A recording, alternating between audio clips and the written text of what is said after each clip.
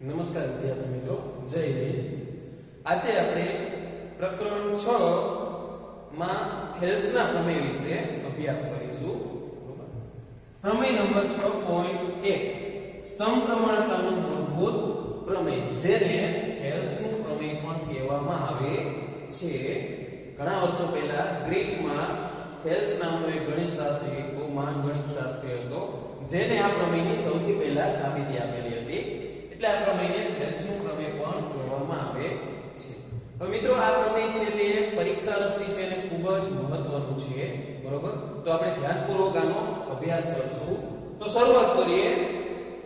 જો ત્રિકોણની કોઈ એક બાજુને સમાંતર રેખા બાકીની બે બાજુઓને ભિન્ન બિંદુઓમાં છેદે, તો તે બાજુઓ પર કપાતા રેખાખંડો તે બાજુઓનું સમપ્રમાણમાં વિભાજન કરે છે। તો મિત્રો, પહેલી વાર આપણે વાંચશું તો સમજમાં નહીં આવે, બરોબર? એટલે આપણે આકૃતિ દ્વારા સમજવાનો પ્રયત્ન કરીએ। સૌથી પહેલા કીધું છે ત્રિકોણની કોઈ એક બાજુને સમાંતર રેખા। તો સૌથી પહેલા આપણે ત્રિકોણ દોરીએ, જેનું નામ આપી દીધું છે ABC, અને એમાં એક બાજુ એટલે કે BC ને સમાંતર રેખા, જેને આપણે L નામ આપેલું છે, બરોબર? તો એક બાજુને સમાંતર રેખા બાકીની બે બાજુઓને ભિન્ન બિંદુઓમાં છેદે। આપણે અહીંયા જોઈ શકીએ છીએ કે BC સિવાયની બે બાજુ એટલે કે AB અને AC બંનેને આ રેખા છે બે ભિન્ન બિંદુઓમાં છેદે છે, બરોબર? અહીંયા અને અહીંયા બે બિંદુઓમાં છેદે છે। આપણે અહીંયા નામ આપી દઈએ D અને E। તો હવે આગળ વધીએ। તે બાજુઓ પર કપાતા રેખાખંડો તે બાજુઓનું સમપ્રમાણમાં વિભાજન કરે છે, બરોબર? તો AB અને AC બંનેમાં આ રેખા દ્વારા જે રેખાખંડ કપાય છે એટલે કે AD, DB, AE અને BC, બરોબર? એનું સમપ્રમાણમાં વિભાજન કરે, મતલબ કે AD ના છેદમાં DB કરશું એટલું AE ના છેદમાં EC મળશે। કહેવાનો મતલબ કે આ બાજુના જે આ બંને રેખાખંડ છે એનો ગુણોત્તર અને આ બંને રેખાખંડનો ગુણોત્તર કેવો મળશે? આપણને સરખો મળશે। તો આ વસ્તુ આપણે સાબિત કરવાની છે। તો પ્રમેયની શરૂઆત કરીએ। તો મિત્રો, આપણે બધા જાણીએ છીએ કે પ્રમેય ત્રણ ભાગમાં બને છે, બરોબર? પ્રમેયના ત્રણ અંગો છે: પક્ષ, સાધ્ય અને સાબિતી। તો સૌથી પહેલા પક્ષથી શરૂઆત કરીએ। પક્ષ એટલે જે વસ્તુ તમને આપેલી છે તે વસ્તુ શેમાં આવશે? પક્ષમાં આવશે। તો આપણે આપણને કેટલી વસ્તુ આપેલી છે? તો કીધું છે કે ત્રિકોણની કોઈ એક બાજુને સમાંતર રેખા બાકીની બે બાજુઓને ભિન્ન બિંદુઓમાં છેદે છે, આટલી વસ્તુ આપણને આપેલી છે। એટલે કે ત્રિકોણ આપેલો છે, તેમાં એક બાજુને સમાંતર રેખા છે એ બે ભિન્ન બિંદુઓમાં છેદે છે, આટલી વસ્તુ આપણે પક્ષમાં લખવાની છે। એટલે આપણે અહીં લખશું કે ત્રિકોણ ABC માં BC ને સમાંતર રેખા L, એટલે કે BC સમાંતર L આપણે ટૂંકમાં લખશું, અને સમાંતર આ સમાંતરની નિશાની છે, બરોબર? આને વંચાય છે BC સમાંતર L। અને બીજું શું આપેલું છે? તો કે D અને E બિંદુ જે ક્યાં આવેલા છે? D બિંદુ આવેલું છે AB ઉપર અને E બિંદુ આવેલું છે AC ઉપર, બરોબર? તો એને આપણે ટૂંકમાં લખીએ D belongs to AB, બરોબર? belongs to વંચાય છે આને, જેનો મતલબ છે કે D છે AB નો એક સભ્ય છે, મતલબ કે AB ઉપર આવેલો છે। એટલે D છે AB ઉપર આવેલો છે, જે રીતે E છે તે AC ઉપર આવેલો છે, અને E belongs to AC। તો આ પક્ષ થઈ ગયું, બરોબર? જેટલી વસ્તુ આપણને આપેલી હતી એને આપણે ટૂંકમાં લખી નાખી। હવે સાધ્ય લખીએ। તો સાધ્ય કોને કહેવાય? તો કે જે વસ્તુ આપણે સાબિત કરવાની છે, આમાં સાબિત શું કરવાનું છે?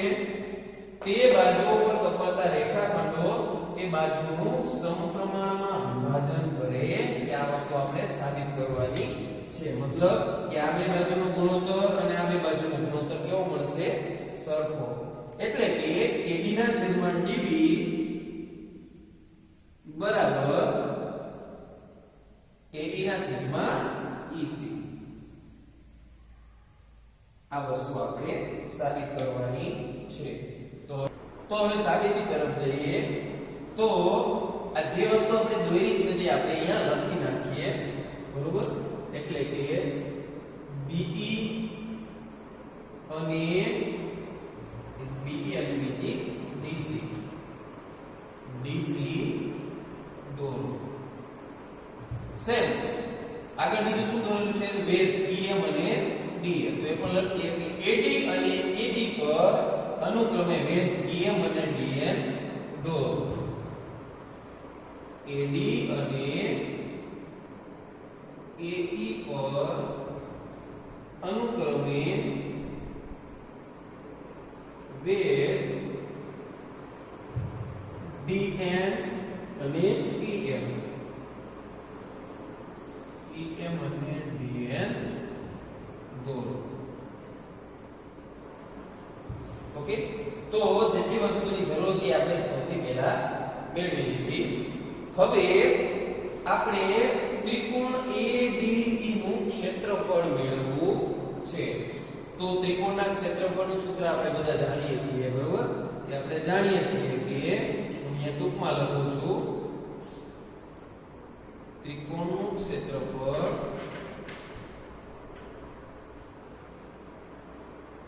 બરાબર 1/3 ગુણ્યા પાયો ગુણ્યા વેધ આ સૂત્ર આપણને બધાને ખબર છે તો હવે આ સૂત્રની મદદથી આપણે ત્રિકોણ ADE અને ત્રિકોણ DBE નું ક્ષેત્રફળ મેળવશું ઓકે એટલે કે ત્રિકોણ ADE નું ક્ષેત્રફળ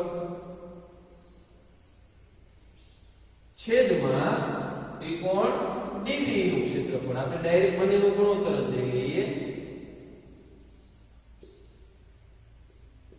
બરાબર બંનેના ક્ષેત્રફળ છે આપણે વારાફરતી લખીએ સૌથી પહેલા ADE ની વાત કરીએ તો 1/3 ગુણ્યા પાયો હવે ADE માટે પાયા તરીકે આપણે કઈ બાજુ લેશું AD બાજુ બરોબર AD બાજુને આપણે પાયા તરીકે લેશું ગુણ્યા તો હવે AD ઉપરનો વેધ કયો છે તે જોઈએ તો AD ઉપરનો વેધ છે EM એટલે કે AD ગુણ્યા EM છેદમાં ત્રિકોણ DBE માટે ત્રિકોણ DBE ના ક્ષેત્રફળ માટે પાયા તરીકે આપણે લેશું DB બાજુને એટલે કે 1/3 ગુણ્યા DB ગુણ્યા DB ઉપરનો વેધ તો DB ઉપર વેધ કોને કહેવાય તો કે ત્રિકોણના શિરોબિંદુમાંથી સામેની બાજુ ઉપર દોરેલો લંબ તો DB ઉપર લંબ દોરેલો છે E માંથી EM બરોબર જે ત્રિકોણની બહાર મળે છે બરોબર કારણ કે ત્રિકોણ DEB ગુરુકોણ ત્રિકોણ છે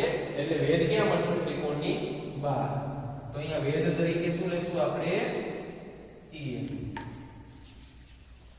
આપણે અહીંયા જોઈ શકીએ છીએ કે 1/2 કેન્સલ થાય છે EM પણ કેન્સલ થાય છે એટલે શું વધે છે AD ના છેદમાં DB આને આપણે કહી દઈએ સમીકરણ નંબર 1 સેમ એ જ રીતે હવે આપણે આ બાજુના ત્રિકોણ લેશું જો મિત્રો હવે તમને ખ્યાલ આવી ગયો છે કે સમીકરણ 1 માં આપણને મળે છે AD ના છેદમાં DB જે આપણા સાધ્યની ડાબી બાજુ છે બરોબર એટલે આપણે શા માટે બંનેના ક્ષેત્રફળ મેળવ્યા તો સાધ્યની ડાબી બાજુ આપણને આના દ્વારા મળી ગઈ છે તો સેમ હવે આપણે જમણી બાજુ મેળવવી છે તો જમણી બાજુના ત્રિકોણ લેશું એટલે કે ADE અને DEC બંનેના ક્ષેત્રફળનો ગુણોત્તર લેશું એટલે કે ત્રિકોણ ADE નું ક્ષેત્રફળ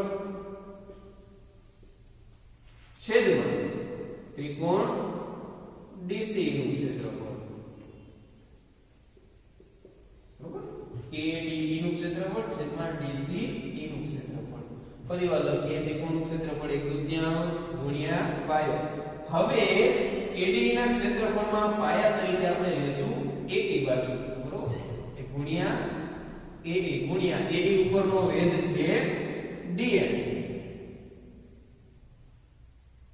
છેદમાં ત્રિકોણ DEC ની વાત કરીએ તો 1/2 પાયો DCE નો પાયો આપણે લેશું EC બરાબર ગુણ્યા EC અને EC ઉપરનો વેધ મળે છે DN અહીંયા પણ 1/2 કેન્સલ થાય છે વેધ DN પણ કેન્સલ થાય છે તો આપણને મળે છે AB ના છેદમાં EC. આને આપણે કહીએ સમીકરણ નંબર 2. તો અહીંયા સુધી ક્લિયર થઈ ગયું. હવે આપણે અહીંયા જોઈ શકીએ છીએ કે સમીકરણ 1 માં છે AD ના છેદમાં DB એટલે કે સાધ્યની જમણી ડાબી બાજુ, અને સમીકરણ 2 માં મળે છે AD ના છેદમાં EC એટલે કે સાધ્યની જમણી બાજુ. હવે આપણે બંનેને સરખાવવાના છે, બરોબર?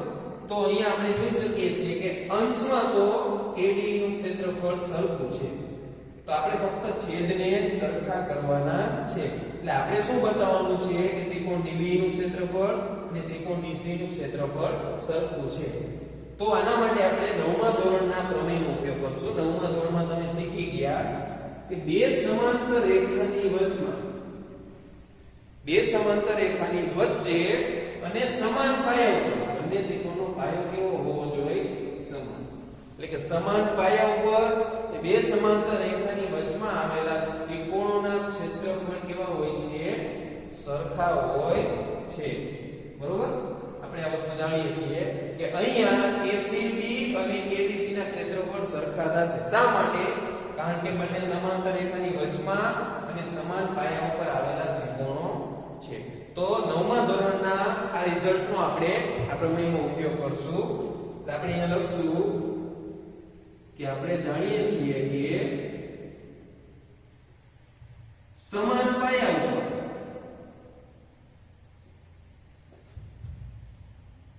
અને બે સમાંતર રેખાની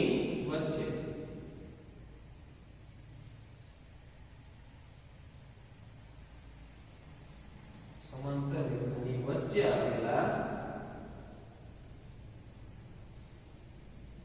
ત્રિકોણના ક્ષેત્રફળ સરખા હોય છે.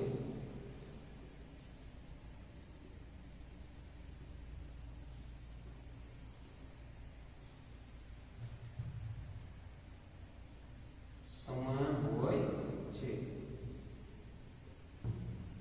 એટલે કે અહીંયા આપણે જોઈ શકીએ છીએ કે ત્રિકોણ DBE અને ત્રિકોણ DEC બંને બે સમાંતર રેખાની વચમાં આવેલા છે. કારણ કે આપણે એ કીધું છે કે BC અને AB કેવા છે? સમાન.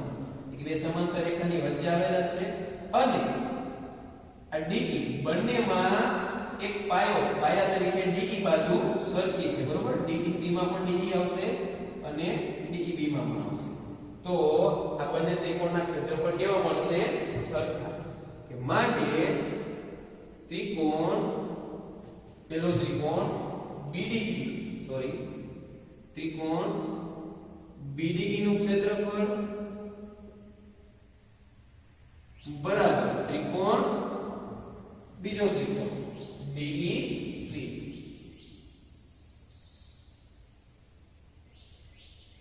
બરોબર? આને આપણે કહી દઈએ સમીકરણ નંબર 3. તો હવે આપણે જોઈ શકીએ છીએ કે BDE અને DEC પણ સરખા છે. તો હવે છેદ પણ સરખા થઈ ગયા. તો આ બંને બાજુ કેવી મળશે? સરખી. એટલે કે એની સામેની બાજુ પણ સરખી મળશે. એટલે કે સમીકરણ 1, 2 અને 3 પરથી માટે સમીકરણ 1, 2 અને 3 પરથી આપણે કહી શકીએ કે AD ના છેદમાં DB બરાબર AE ના છેદમાં EC. AD ના છેદમાં DB બરાબર AE ના છેદમાં EC, જે આપણું સાધ્ય છે. તો મિત્રો અહીંયા આપણને પૂરો થાય છે, આપણે સાબિત કરી દીધું. તો મિત્રો આ પ્રમેય ખૂબ જ મહત્વનો છે, IMP છે અને સહેલો પણ છે. એટલે આપણે 2-3 વાર લખીને પ્રયત્ન કરશું એટલે આપણને આવડી જશે. તો આવતા લેક્ચરમાં આપણે થેલ્સના પ્રમેય ઉપરથી દાખલા ગણતા શીખીશું. જય હિન્દ.